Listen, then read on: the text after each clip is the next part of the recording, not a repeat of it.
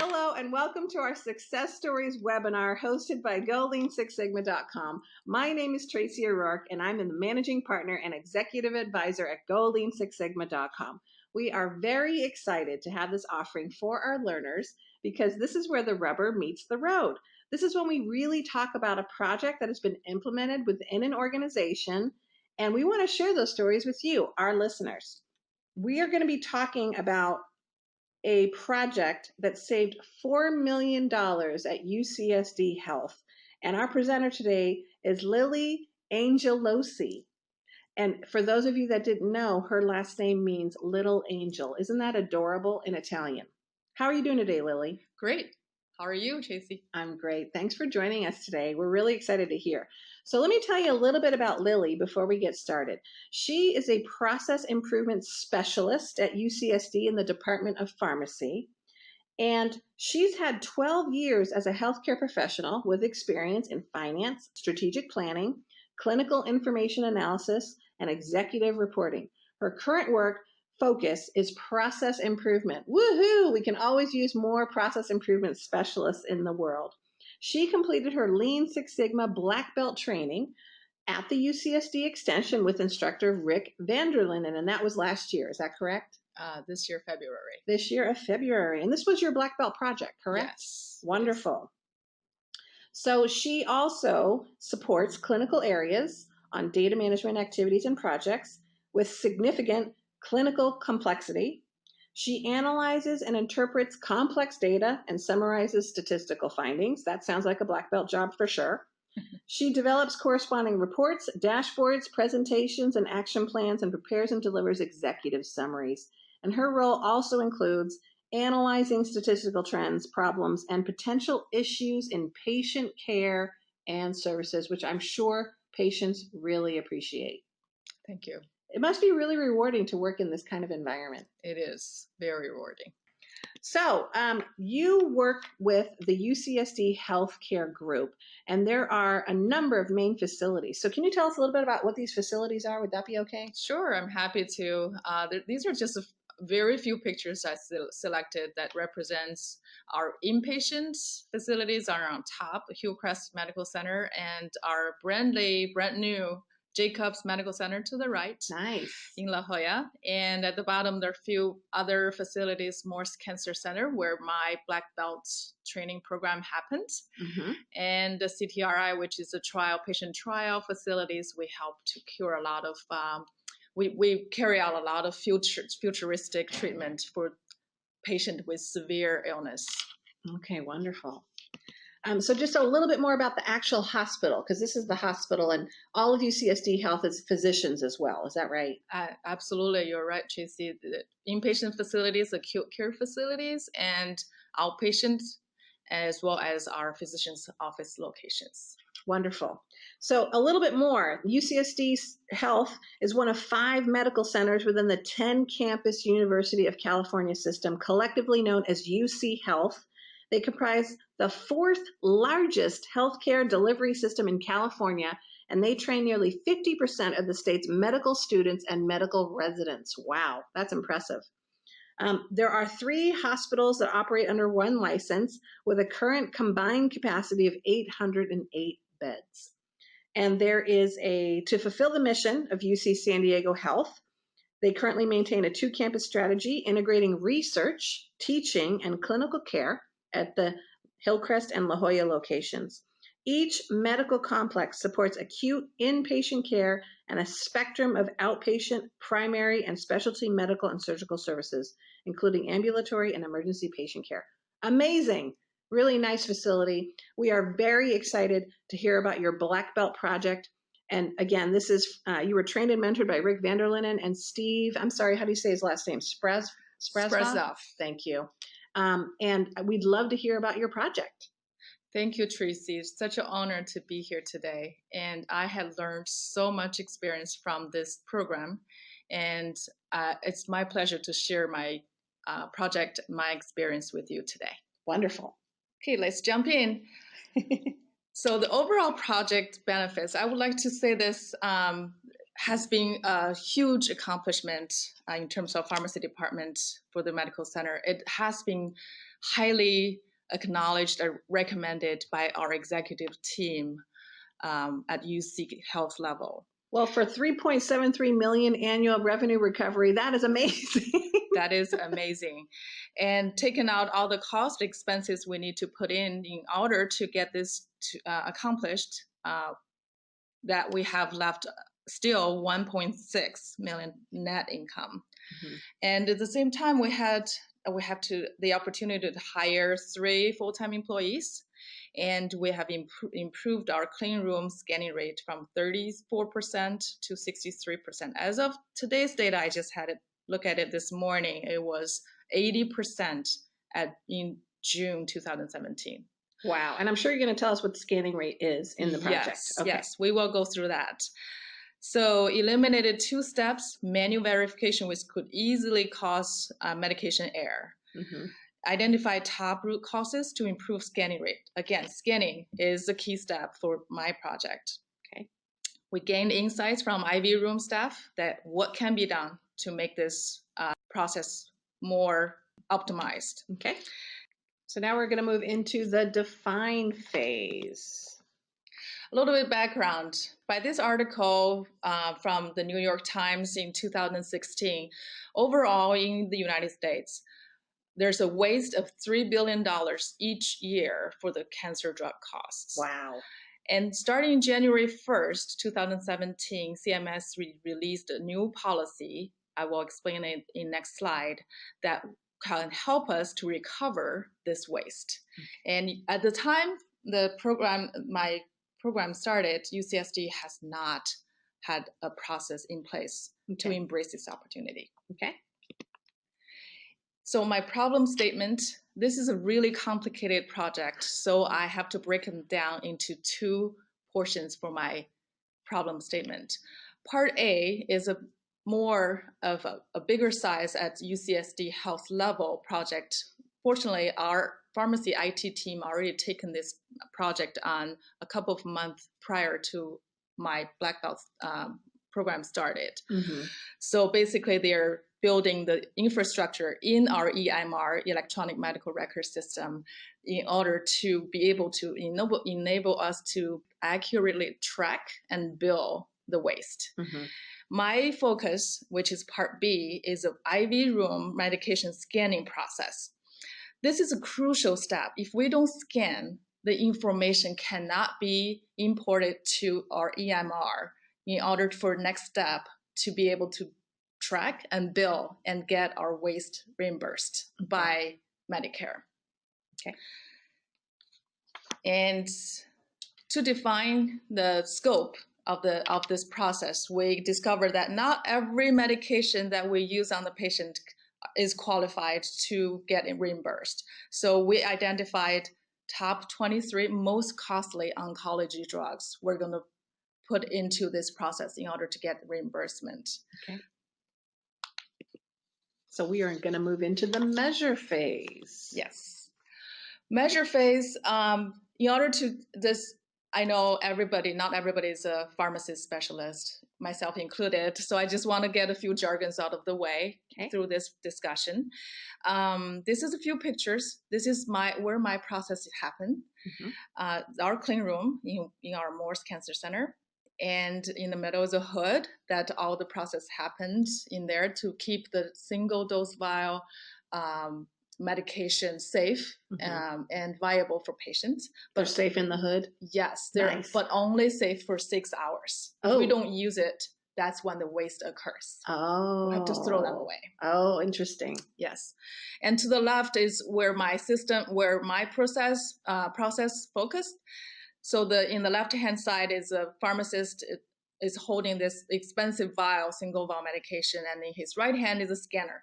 So once he scanned that drug's label, the drug dose, the expiration date, lot number goes into the laptop where our EMR exists. Mm-hmm.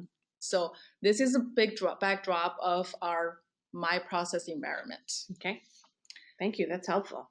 Thank you. Overall process change. So I dive into where we are, our current process. So these are some of the findings. I've done a 12 rolling months of Morse Cancer Center's data analysis in order to figure out how much exactly waste we're facing with. It has been happening. And what are the potential reimbursement we can get. And process change required to do this, we need to change our processing model in our EMR system. And the crucial to that is the scanning process. It has to be 100% in place. If we, remember, if we don't scan, we don't get to bill them. And I think what's important about all this money is you guys are nonprofit, correct? Correct. So that means are you state owned, or how does that work? We're a state-owned public health system. Yes. And everything we saved and revenue occurred, we're going to reinvest into patients, our new programs to help improve our patient care. So to me, the fact that you're saving upwards of $4 million, it's not profit, if you will. It's reinvested into things that are going to make patient care better, maybe more research, those kinds of things. Absolutely. That's exciting. Okay, so this is a complicated spreadsheet. It took me a lot of time to figure these numbers out, but I'll go through it. Just a couple of highlights. This is 12 months worth of historical data just for Morse Cancer Center, and it represents 80% of our cost of the goods. So on the left-hand side, you're going to see how much it costs per vial for these expensive oncology drugs. That's a dollar amount. Okay. And then in the middle, it's our current model, and it leads to our $2.7 million waste. This is where it says waste, eliminate. Yes. Okay.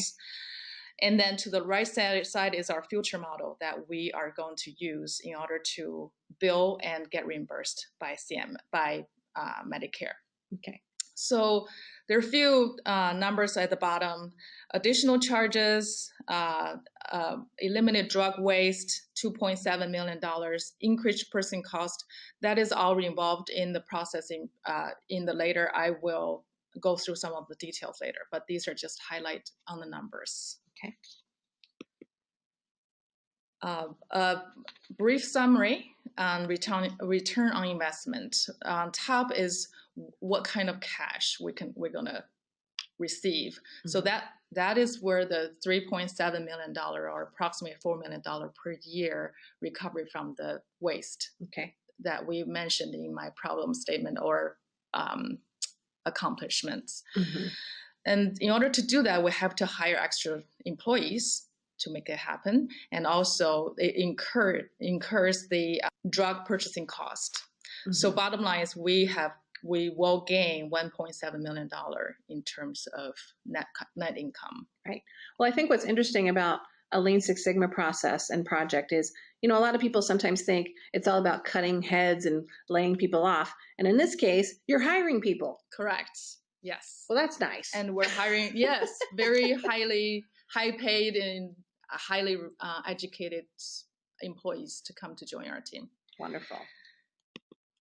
So in order to get the noise out of my data, I take a brief look at, spread it out to 12 months, and other purposes to figure out if there's any potential seasonality throughout the year caused by certain specific events.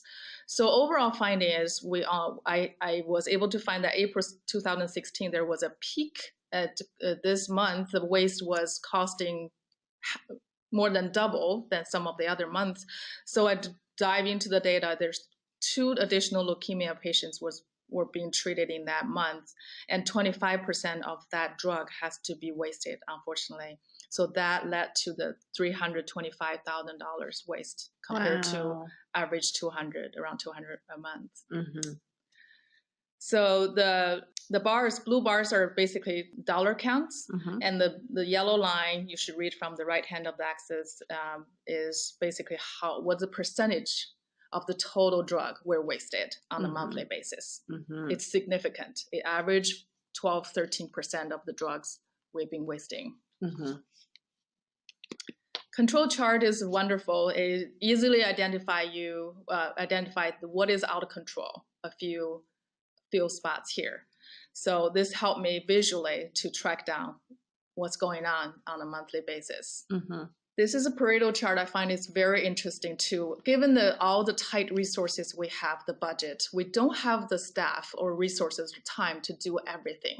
So what if I can only focus on the top cost and top waste? And maybe that will help me to save time.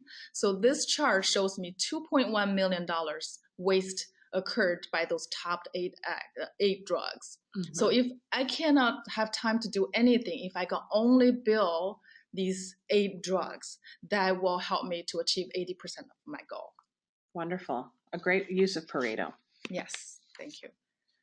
SIPOC, this is our current process, basically to just give you a visual of what's happening, who's the owner of suppliers, and who are the customers. Okay. And finally, moving into analyze. So with all of the waste dollars, now it's time for us to look at what our current process is. Mm-hmm. This is our current process. It doesn't look too advanced, right? To your right hand is all handwritten. Mm-hmm. And our technicians and pharmacists are so busy. By the end of the day, they're tired, they're ready to go home. And so they write down a few drugs and they estimate how much you've wasted, they put on the board. Mm-hmm. And it's not done by everybody. It's not guaranteed to be done by the end of the day. Mm-hmm. And sometimes they come in back in the morning and then fill it up. So there are a lot of errors, a lot of estimations. Mm-hmm. So basically, we do not know how much we've been wasting. Right. And ultimately, it's the manual process, right? It's the manual process. It's not captured, automated, and that can create issues. Correct. Yeah. Okay. And they know we've been wasting the expensive drugs, but they say, well, we really can't help it. We don't have a process in place. Right. And just to point out too, you're not saying it's the people. It's not the fault of the people. No, absolutely. It's a structure. It's the technology that has not been available for us. Mm-hmm. Okay. Process mapping, my favorite part. So basically, this is our past, current, and future process. To your left-hand side with the 2 yellow boxes, that's where the manual process happen by technicians. Mm-hmm. And the outcome has to be reviewed by pharmacists, but sometimes when pharmacists start review, it can be too late. So you see the big no. If there's medication error, it goes back to beginning. Mm-hmm. So there's occurred drug waste and also occurred patient delay. Oh. So in the middle, it's our process. Once you scan, remember the picture, once you scan it, now it's not manual, it's in our EMR. Our EMR system will help to verify if the dose and the expiration date and lot number is correct for that specific patient. Mm-hmm. So you limited that potential human error to your left-hand side. Okay. And the future, the bill and recover the revenue is on the right-hand side. This is basic, very, very basic fundamental view at the bottom of the box. How much is wasted? How much can we bill? It's to your right lower corner. Okay. And that wasn't currently in place. It is. It is starting now. Okay. January 1st, 2017. Got it. We started billing. This is a more of a detail illustrated. You can key in on the number that how much 150 gram, 150 ml wasted, and then click on accept. So this only applies for those top 23 most costly drugs we're building right now. So just a visual. Now let's look at, we figure out how we do this, how we get there to get our money to cover the cost of the waste. Now, where are we in terms of our EMR scanning system? So this is the implementation timeline. Very briefly, 2015, we have 1 site. 2016, we had three more sites join. And by 2016, September, actually when my project started, all 5 locations are in place. The scanning process has been implemented. But look at the top chart, it's our scanning rate. Mm-hmm. So at the very beginning, we went through really valley and hills and went through ups and downs because of different technical issues, different move, new hospital opening, there are pollution in different environments, so we have to clean it up, shut facility down, etc. So, and also there's technology hiccups, there's technical equipment not being provided timely, and technician training, etc. So we have experienced struggling. However, in order to make this revenue to be recovered, to be reimbursed, we have to have the scanning in place. By December, we improved a little bit, but it still was at 63%. Remember, we have to have 100% scanned in order to get the full recovery. Got it. So drill down to each site. Each site has its own performance. We have really top performers, average 95% above, and we have some issues like the purple line. We have issues, again, it's new hospital opening, equipment problems, training issues. But what a difference it is between the 5 locations. Yes, a lot of variability. Yes. So in order to drill down to find me real actionable information, I sent out a SurveyMonkey, which turned out to be a really good tool. I would definitely recommend to use if you have, your company has this tool. And I've got great, really timely feedback in order for me to figure out this puzzle, what had happened. So you can tell on the right-hand side, the lower chart is I have so many very dissatisfied technicians and pharmacists who took this survey and somewhat dissatisfied. So what happened there? I want to hear their voices. SurveyMonkey also has a very good function that gives you the detailed voice of customer. Nice. So let's go through a few highlights. This is a few out of hundreds feedback I've got, right? So some of our staff says, desperate need to improve the process. We're exhausting to run back and forth from center dispensing area to IV room. Obviously, not all equipment are in the right place. Scanner does not work and slow down the process. Not everybody is complying. Somebody's scanning, somebody's not. And there's no consistency, right? Why do some drug lots and expiration date can be scanned? Why some are not? When you scan it, it's not importing into the EMR. And all of this is great feedback. So with this knowledge, I've created this root cause fishbone. So we looked at a few areas: working environment, people, process, machines, measures, and system. Again, as a Lean process, Six Sigma process, I would like to focus on the process, machines, system, and take the blame out of people. There are reasons why they're not doing it. Yes, exactly. That is the premise of process improvement, right? It's not the focus of people, it's the focus on the process. Excellent. Correct. And with that, let's move to improve. Yes. So again, let's focus on the key steps. So these are my current situation. We only scanning 63%, and again, we want to move it to 100% in order to build and get our waste revenue back.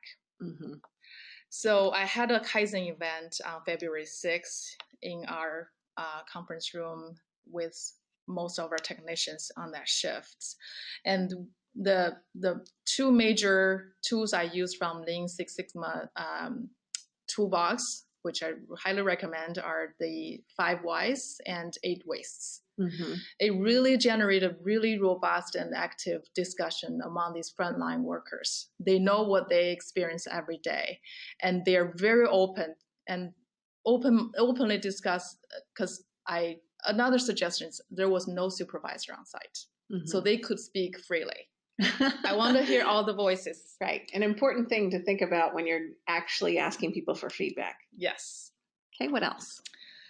So the outcome of the Kaizen event, I've listed a very few here, but a few quick wins. So the manager actually was brought on board to hire extra FTEs in order to encourage implement of the scanning process, as it does slow down the process. So the manager was on board.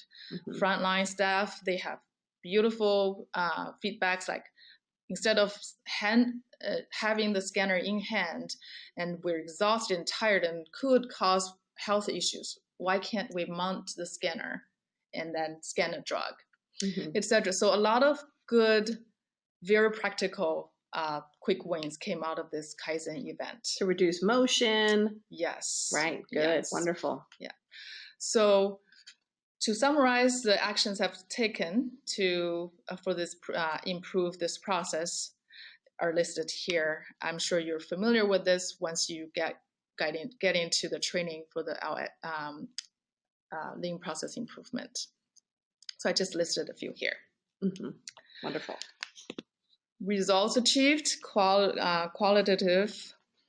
So of course, in order to get your executive leaders' ears to hear your voice, why we're doing certain things, why we need to invest in certain areas, dollar amount always is very loud and clear. So I spent a lot of time at the beginning of the project to do the financial spreadsheet as we presented a few minutes ago.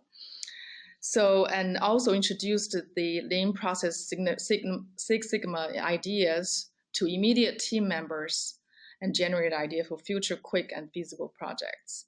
Actually, a couple of projects came out of this process for future, like such as inventory reductory, eliminate inventory discrepancies. They all came out of this process because we started to realize there are other problems existed. However, I wanted to just bring up maybe one of the lessons I learned too is the scope. We have to keep it small, keep it doable for the 6 months of the project. Yes. Because you find it's not going to be surprising. You're going to find more and more problem you want to fix along the way. That is typically what happens, right? For black belts is they're trying to solve one problem and all these other problems come up that could be solved, and you just got to stay the path. Correct. Right? Correct. Yeah. It's very hard. Sometimes it's so tempting to get other problems fixed.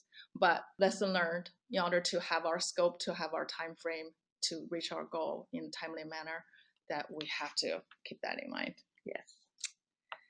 Also build the morale of the team and bring our leadership on board to reinforce this process, to put in a very controlled environment to everybody on top of this project was another side benefit out of the Kaizen event.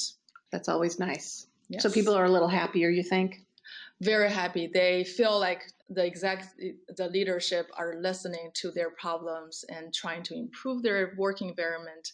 You have to work anyway. Why not work in a safe and happy environment? Mm-hmm. This is just quick view of action and results summary. And after picture, actually I have way better picture now. As I mentioned, in June 2016, our scanning rate is up to 80%. Wow. Yes. 80%. And now we have to make sure it stays fixed. The control phase. Yes, yes. Can't emphasize enough to, after all this hard work people and team put in, we need to sustain that. So many times we send in our black belts, green belts, solve problems and consultants, but when they finish the project and pull out, leave the ownership to the current team, somehow with time it falls apart or it goes to where it was. So control plan for this process is we have bi-weekly meetings with our PMO office, which holds a very high level of management capacity and oversees the whole health system's big significant projects. So we keep them in the loop and keep them informed what's happening, what's good, what's working, what's not. And we also have monthly financial report from revenue cycle department to track how much revenue we actually are capturing. A monthly pharmacy cooperative club, the snapshot of this dashboard, which I manage for my department, I recommended to include this one line item, which is number 11, so the executives of our department can have a monthly view of where our scanning rate is.